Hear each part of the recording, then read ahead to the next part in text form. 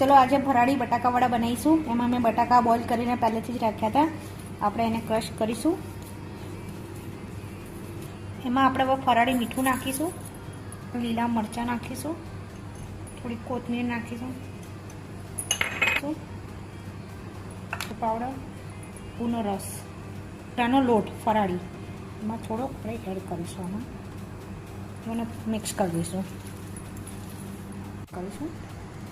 હવે આપણે આવી રીતના લાડુ કરીને બનાવીશું અને અહીંયા મૂકી દઈએ. હવે આપણે બોલ્સ રેડી થઈ ગયા છે. હવે આપણે આ રહીશું ફરાળી રાજગરાનો લોટ. હવે એમાં આપણે ડીપ કરીશું. એ બાજુ ગાઈસ આવી રીતના બોલ રેડી કરી દેવાના. હવે મારા થઈ ગયા છે. હવે આપણે અહીં એક બાજુ ઓઇલ ગરમ કરવા મૂક્યું છે. બસ એમાં આપણે હવે નાખીશું.